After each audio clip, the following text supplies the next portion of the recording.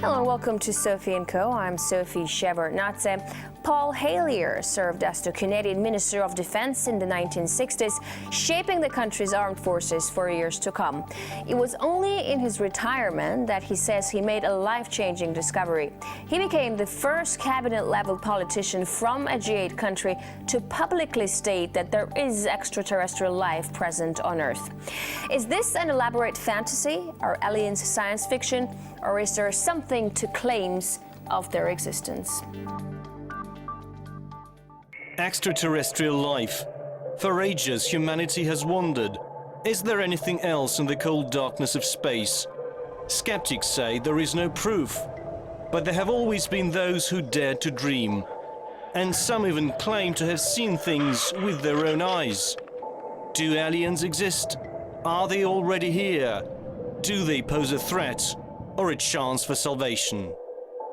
Honorable Paul Hellyer, former Minister of Defense of Canada, and he believes that life forms from space exist and are present on Earth.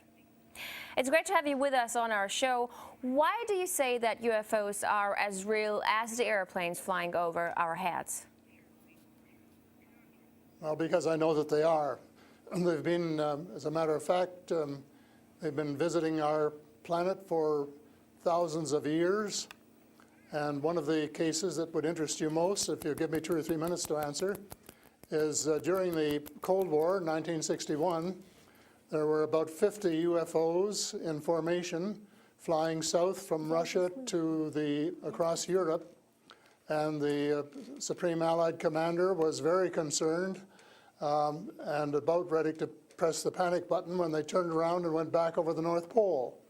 So they decided to do an investigation, and they investigated for 3 years, and they decided that with absolute certainty that 4 different species at least, had been visiting this planet for thousands of years.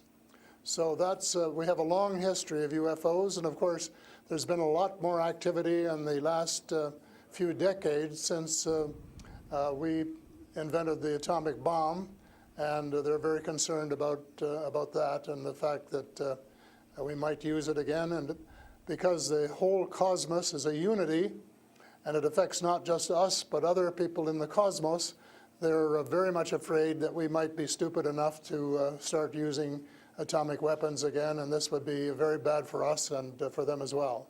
So no serious scientist has ever publicly confirmed evidence of an encounter with extraterrestrials. Why would scientists not confirm the facts if they exist? I'm afraid they must go out of their way not to find out. Because if they did, you know, even 10% of the amount of research I've done in the last 8 years, they would be as convinced as I am. I mean, they could do it even faster. Might take them a little longer when they didn't have a military background.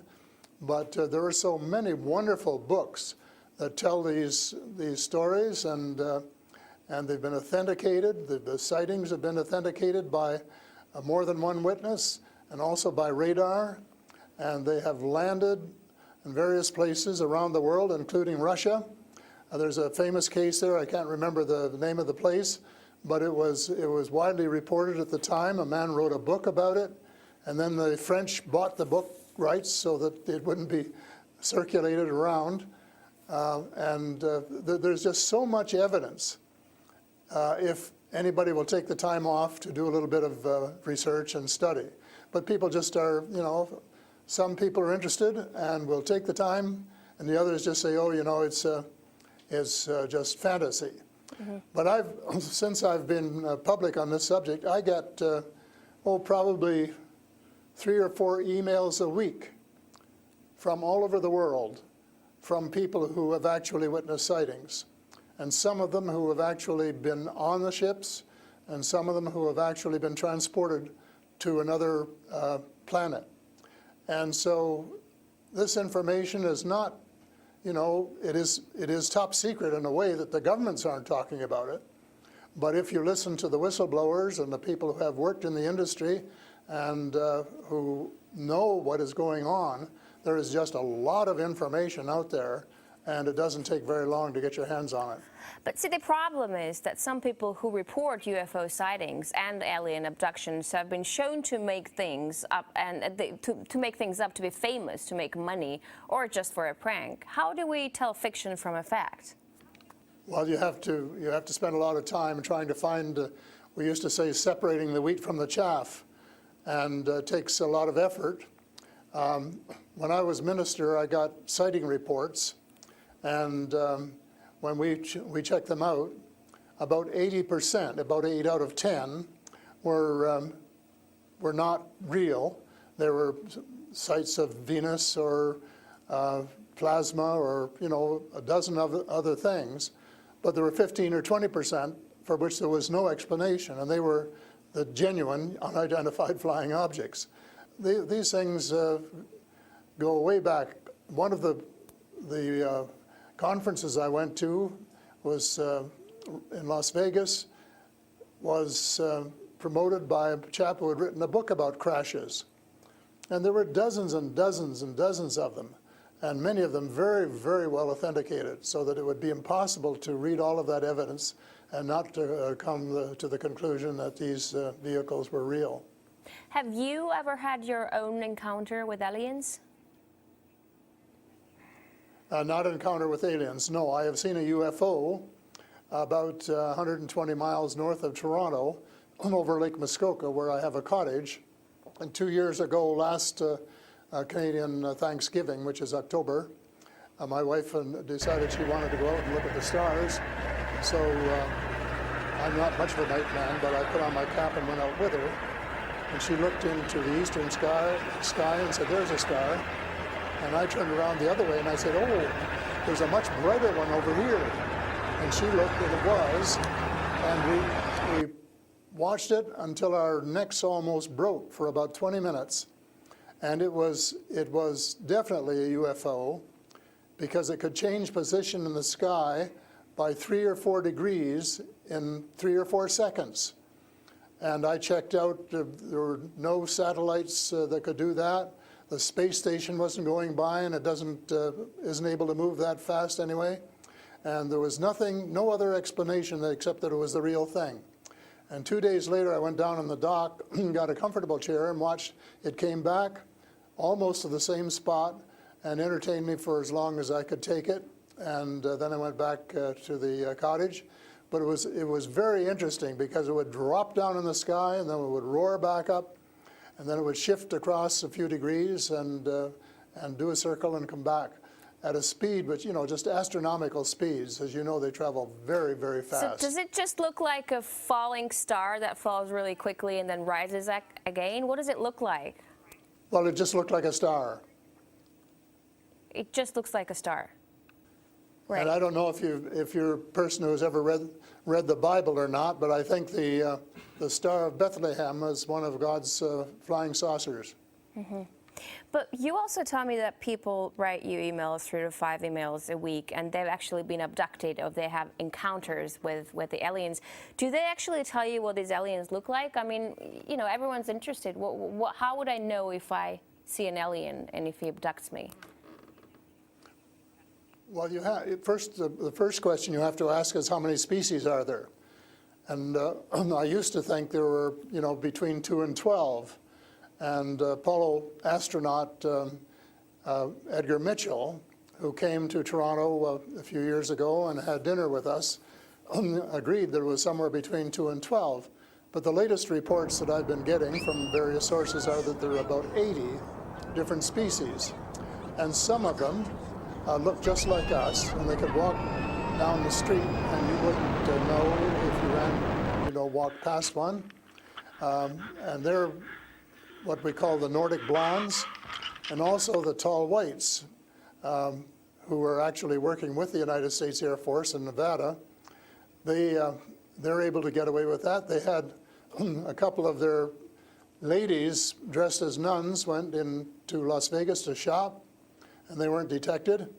And I have a friend who saw one of the men walking along the street, and somebody who would recognize that they were different, and he did.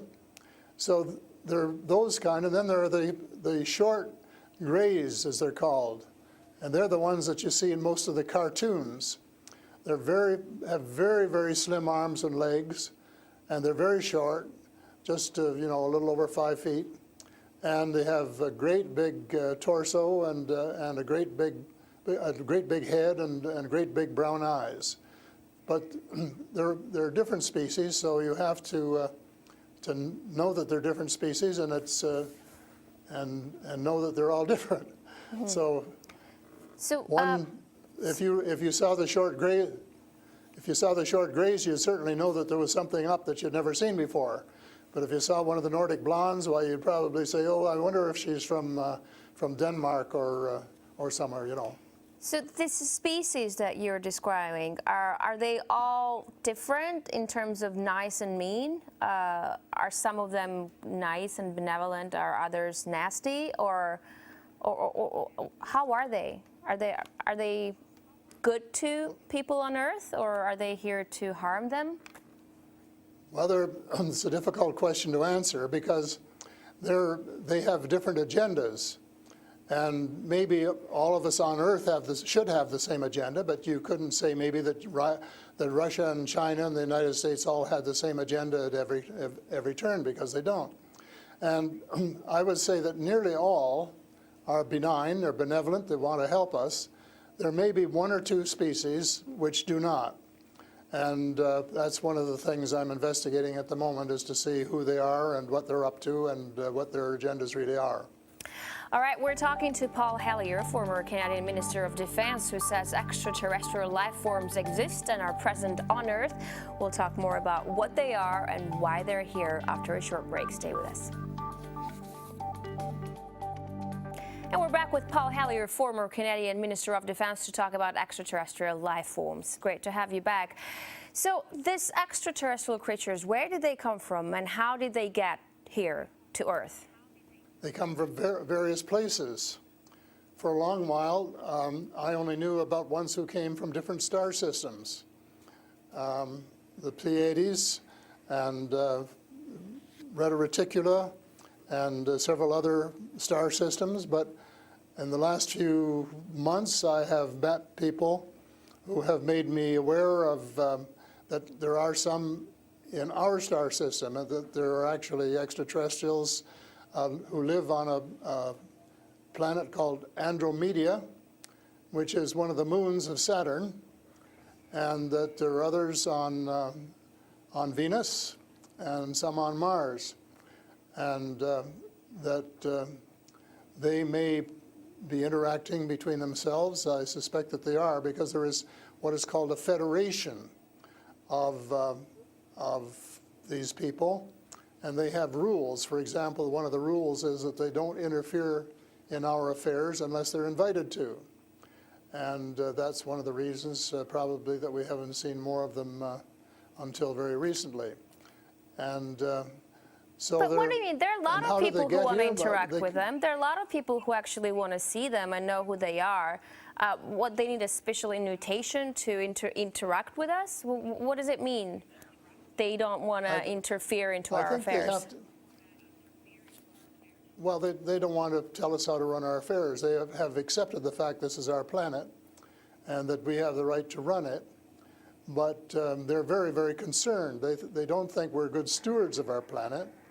We're not. We're clear-cutting our forests, and we're polluting our rivers and our lakes, and we're dumping sewage in the oceans, and we're doing all sorts of things which are not what good stewards of their homes should be doing, and they don't like that, and they've made it very clear. And as a matter of fact, they have given us a warning. How? And this has come from more than one source. How have they made it clear? What have they done? They have talked to people. One of the chaps I talked to about a month ago was interacting with them in 1974, he and his brother in Peru, and they were taken to Andromeda, teleported, and they were told what the people there think, and that we're really wrecking our planet, and in fact that something dreadful is going to happen to it if we don't smarten up and change our ways. We spend too much time fighting each other. We spend too much money on military expenditures and not enough on feeding the poor and looking after the homeless and the sick, and that we are polluting our waters and our air, and that we're playing around with these exotic weapons, thermonuclear weapons and atomic weapons, which have such a devastating effect both on our Earth and on other areas in the cosmos, and they don't like that. And that's the reason they would like to work with us to teach us better ways, but only, I think, with our consent. And they work through individuals, and they try and pick out individuals who won't be frightened to death of them, because they can give you quite a fright. One of the cases I'm familiar with was the tall whites in Nevada, where the United States Airmen working with them, were just frightened to death of them. And one, Charles Hall, rescued the daughter of one of the high-up people in the tall whites, and as a result became very good friends with the mother. And as soon as they could trust each other, they had a wonderful relationship. And he wrote a book about it. It's called Millennial Hospitality. Millennial Hospitality. And it tells you how you go through these stages of being scared out of your wits. But then when you establish a trust and a working relationship, why you can have the same relationship, same kind of relationship that you would have with someone here on Earth. But here's what I'm thinking. If you're outing their presence, which is clearly not what they want since they're hiding, why aren't they so afraid of, why aren't you afraid of repercussions? Because you're obviously stating that they're here among us, and you're telling me all these species that exist. They are here among us, and I'm not afraid because in most cases, as far as technology is concerned, they're light years ahead of us, and we have learned a lot of things from them. A lot of the things that we use today, we got from them, lead lights and microchips and Kevlar vests and all sorts of things that we got from their technology, and we could get a lot more too, especially in the fields of medicine and agriculture, if we would go about it peacefully. But I think maybe some of our people are more interested in getting their military technology, and I think that's wrong. I think that's wrong-headed, and that's one of the things that we're going to have to change, because we're going to have to work together. Talking about all of us, everywhere on the planet. You mentioned military technology and swapping technologies and barters between aliens and people in American government. I want to ask you, as a former Minister of Defense of Canada, is interstellar war a possibility? Should we be creating a Star Wars force to defend ourselves from possible invasion or something like that? Well, I think it's a possibility, but it's a possibility especially if we shoot down every UFO that comes in our airspace without asking who they are or what they want. And right from the beginning, we started scrambling planes and trying to shoot them down, but their technology was superior enough that we weren't able to get away with it. Certainly not for a long while. And during that period of time, they could have taken us over without any trouble if they'd wanted to. So I think we have to, rather than develop our own Star Wars, Earth Star Wars, to protect ourselves against them, that we should work with the benign species, who are the vast majority, and work together and rely largely on them, of course, and cooperate so that we would be contributing something at the same time. But I don't think there's any point in us developing a galactic force that would tempt us to go out on our own and get into mischief, which is one of the things I think some of them are concerned about. But what do you expect to happen if people start to believe in alien existence on Earth? Because things are definitely going to change. Our lives aren't going to be the same anymore. Well, I hope that's the case. I hope that's the case, And I'm all for full disclosure, and I'm going to push very hard for full disclosure in the book I'm writing, and to give some reasons for it, things that we really have to know and have a right to know, and that our future as a species, and here I mean, you know, all of the species in the world, are potentially at risk if we don't figure out what's going on and work together to try and make life more amenable for all of us. But I still, and to work with our neighbors from other planets as well. But still, like, I'm thinking to myself, if they've been here for such a long time, as you say, and they're interested in helping humanity, as you say, why is our world such a mess? I mean, if you want to help someone, you just help someone. You don't wait that someone to invite you to help that someone, no? Well, I don't, you know, it's something that I think parents can sometimes say to their children, this is what you should do. But that doesn't mean the children are going to do it, does it? Because the cosmos is based on free choice. And we're given the option of making mistakes, of making wrong choices. And I guess what bothers some of us is we've made too many wrong choices and not enough right choices.